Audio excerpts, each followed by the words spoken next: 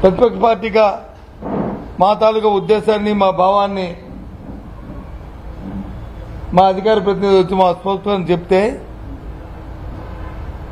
ఆయన వచ్చి అరెస్ట్ చేసి తీసుకెళ్తారా? ఇదే ప్రజాస్వామ్యం. నేను మళ్ళీ చెప్తున్నాను ఇప్పుడు, ఎస్, అతని మీద మీరు ఒత్తిడి తీసుకొచ్చుంటారు, లేని మాటలతో చెప్పించిన ప్రయత్నం చేస్తుంటారు. అందుకే ఆ ఒత్తిడి తట్టుకోలేక ఆయన ఆత్మహత్య చేసుకుని ఉండొచ్చు.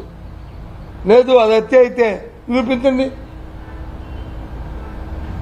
చేసి హత్య చేసిన వాళ్ళని చర్య తీసుకుని ఎవడుతున్నాడు మిమ్మల్ని?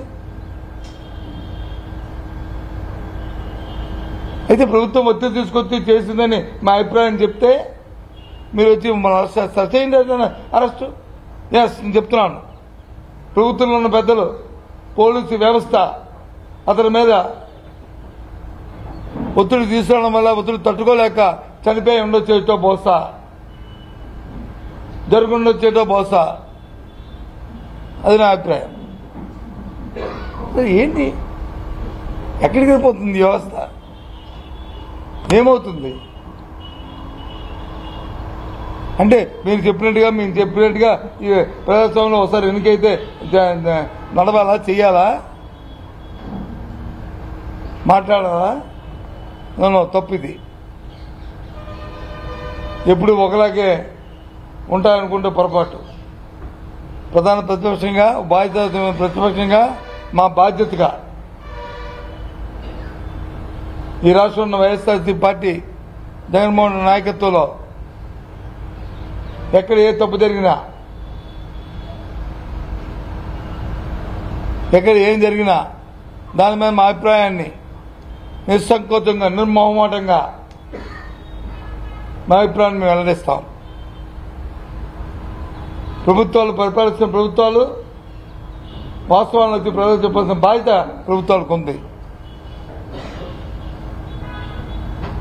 అంతేగాని చట్టాన్ని చేతిలో తీసుకుంటామంటే అన్ని రోజులు ఒకలాగా ఉండవు అనేది మీ ద్వారా ప్రభుత్వాన్ని తెలియజేస్తాం.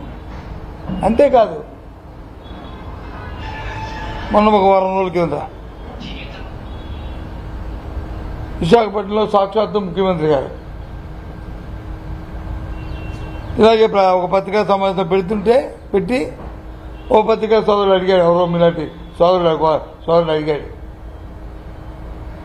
సార్ స్టీల్ ప్లాంట్ మీద మీ వైఖరి ఏంటి? దాన్ని ప్రైవేటైజేషన్ చేస్తానంటున్నారు, దాని మీద మీ తాలూకు సమాధానం అడిగితే ఆయన మాటలు, ఒక బాధ్యత గల ముఖ్యమంత్రి అంత ఆసనం కోల్పోవాల్సిన పరిస్థితి ఏంటి? ఎందుకు అడుగుతున్నారు?